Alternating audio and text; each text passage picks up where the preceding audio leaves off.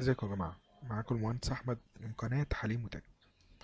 النهاردة هنتكلم عن أقوى برنامج نقدر نخلي النسخة بتاعتنا مفتوحة مدى الحياة، بدل ما تكون النسخة بتاعتي مجرد 30 يوم ولاقيها وقعت من عندي أو بدأ يحصل فيها مشاكل.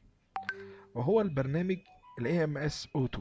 البرنامج ده بقدر من خلاله بكرك النسخة أو كراك كمان الأوفيس، يعني كراك نسخة ويندوز أو كراك أوفيس. طيب، كل اللي أنا هقدر أعمله عشان أستخدم البرنامج أنا طبعا هسيبه لكم في صندوق الوصف. هناخد البرنامج ده بره كده. أول ما هناخده بره، طبعا نصيحة الأول إن إحنا لازم نقفل أي أنتي فيروس موجود او اي نوع من انواع الحمايه موجوده. ليه؟ لان هو الحمايه دي البرنامج ده بيعمل كونكت على بعض البورتس معينه في الويندوز، فبيقراها على انها فيروس او ملف هاك، لكن هو مش كده خالص. طيب، انا هفتح البرنامج اهو بصوره طبيعيه جدا. من هنا بيديني اوبشن بكلمه اكتيفيشن، ومن جوه من هنا بيقول لي عايز اكتيفيت للويندوز ولا اكتيفيت للاوفيس.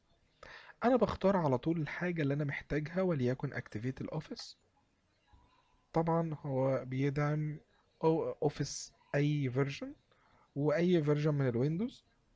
طبعا ما عدا ويندوز 11 غالبا ما بيدعموش. هو بيشتغل عادي على الويندوز 10 ويندوز 7 ويندوز 8.1. انا مثلا بعمل كراك دلوقتي الاوفيس، هو دلوقتي بيكرك الاوفيس عندي. انا عندي اوفيس 2013، فهو بيكركه.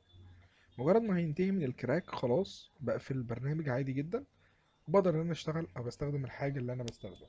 طبيعيه جدا، هو خلاص قرب يخلص. هو بيقول لي ان في اوريدي كي موجود. كل اللي انا عليا هدوس كونتينيو، غير لي الكي ده بكي جديد بتاعك، وبالتالي هيقدر يكرك لي الاوفيس. نقدر نستنى تمام. هو دلوقتي كده خلص الكراك بتاعه، بيظهر لي الرساله دي، فبقول له نو، مش عايزه. بيقول لي product successfully activated. هو خلاص كده عمل وظيفته، وهو كده عمل كراكنج للاوفيس او للويندوز ايا كان. يعني لو دوست اكتيفيت للويندوز برضه هيبقى بنفس الكلام. طيب، ده بخصوص برنامج ال KMS Auto اللي هو للكراك الويندوز والاوفيس. لو اي حد عنده استفسار لاي حاجه يقدر يبقى يسيب لنا في الكومنتات، واحنا ان شاء الله هنشرحها في فيديو. كان معكم مهندس احمد.